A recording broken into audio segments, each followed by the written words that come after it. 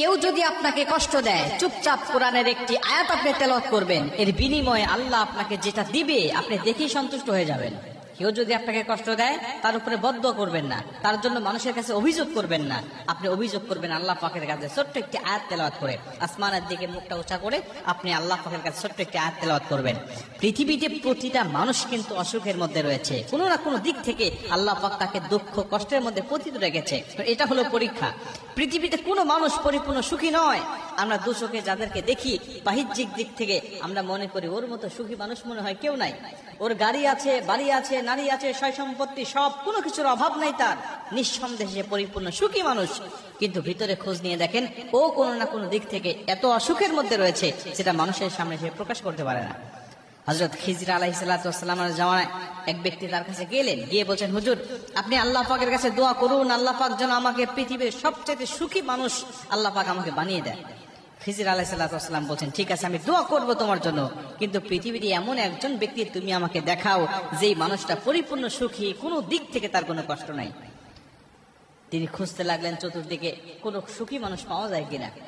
যার কাছে যায় সেই বলে আমার এই এই সমস্যা রয়েছে, আমার এই এই দিক থেকে আল্লাহ আমাকে খাটো রেখে দিয়েছে। এক এলাকার লোকেরা বলতে লাগলেন, অমুক জায়গায় একটি লোক আছে, তার কোন রকম কোনো কষ্ট নাই, দুঃখ নাই, সব দিক থেকে সে সুখী মানুষ। আমাদের বাহ্যিক দৃষ্টি থেকে তার মতো সুখী মানুষ আমাদের চোখে ধরা পড়ে না। তিনি গিয়ে বলছেন, ভাই আমি শুনে আসলাম লোক সমাগম করছিল, মানুষ বলা বলি করছিল। তিনি বলছেন, ভাই মানুষ বলা বলি করছিল যে আপনি পৃথিবীর সবচেয়ে সুখী মানুষ, আপনার মতো সুখী মানুষ কেউ নাই। আমি আল্লাহ পাকের কাছে দোয়া করব, আপনি বলেন আসলে আপনি সুখী কিনা, আমি আপনার মতো হওয়ার জন্য আল্লাহ নবীর কাছে যাব এবং আপনার উদাহরণ দিয়ে আল্লাহ পাকের কাছ থেকে আমি আপনার মতো নিয়ামত নেব। তিনি বলছেন, ভাই আমার গাড়ি আছে, আমার বাড়ি আছে, আমার সম্পত্তি আছে, আমার সুন্দরী স্ত্রী আছে, কোনো কিছুর অভাব আমার নাই, কিন্তু আল্লাহ এমন একটি দিক থেকে আমাকে খাটো রেখে দিয়েছে যা আমি লোক মুখে বলতে পারি না, মানুষজনকে জানাতে পারি না। আমি দাম্পত্য জীবনে মারাত্মকভাবে অসুখ। খিজির আলাইহিসসালামের কাছে গেলেন, তিনি বলছেন, শোনো পৃথিবীতে প্রকৃত সুখী মানুষ কেউ নয়, আল্লাহ কোনো না কোনো দিক থেকে মানুষকে অসুখী রেখে দিয়েছে। আল্লাহ পরিপূর্ণ সুখ দিবেন মানুষগুলোকে জান্নাতের ভিতরে। জান্নাতে যখন কোনো মানুষ যাবে সেই তখন পরিপূর্ণ সুখ পাবে, দুনিয়াতে কোনো মানুষ পরিপূর্ণ সুখ পাবে না। এজন্য আপনি যখন কষ্টের মধ্যে পড়ে যাবেন, আপনাকে যখন দুঃখের মধ্যে ফেলে দেওয়া হবে, কেউ আপনার মনে যখন আঘাত করবে, কষ্ট দিবে, আপনি তার জন্য বদদোয়া না করে আল্লাহ পাক পবিত্র কোরআনে একটি ছোট্ট আয়াত নাজিল করেছেন, সূরা ইউসুফের ৮৬ নম্বর আয়াত। আল্লাহ পাক বলছেন, ইন্নামা আশকু বাসি ওয়া হুজনি ইলাল্লাহ। ইউসুফ আলাইহিস সালামকে যখন কূপের মধ্যে ফেলে দেওয়া হয়েছিল এবং বলা হলো যে তাকে বাঘে খেয়ে ফেলেছে, ঠিক সেই মুহূর্তে ইউসুফ আলাইহিস সালাম পিতা যখন শুনতে পারলেন আমার কলিজার টুকরা সন্তান নাই, তখন তিনি তার বাকি ১১টা সন্তানের উপর লানত করলেন না, তাদেরকে ধমক দিলেন না, তাদেরকে আঘাত করলেন না। তিনি আসমানের দিকে মুখটা উঁচা করে ডাক দিয়া বললেন, ইন্নামা আশকু বাসি ওয়া হুজনি ইলাল্লাহ।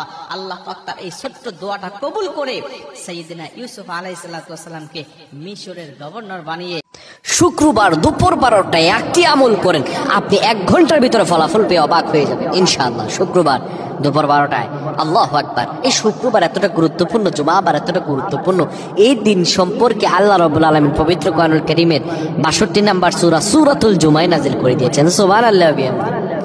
আমার আল্লাহ তাআলা এই দিনকে এত গুরুত্বপূর্ণ করেছেন। আমার আল্লাহ বলেন, ইয়া আইয়ুহাল্লাযীনা আমানু, যারা ঈমান এনেছো, ইযা নুদিয়া লিস-সালাতি মিন ইয়াউমিল জুমআহ, যখন তোমাদেরকে জুমার আযানে ডাকা হয়, ফাসআউ ইলা যিকরিল্লাহি ওয়া দারুল বাই', দুনিয়ার সব কার্যক্রমগুলো বন্ধ করে দাও, দুনিয়ার সব কার্যক্রমগুলো বন্ধ করে দাও, দুনিয়ার সব কিছু তখন নিস্তব্ধ করে দাও। আল্লাহু আকবার।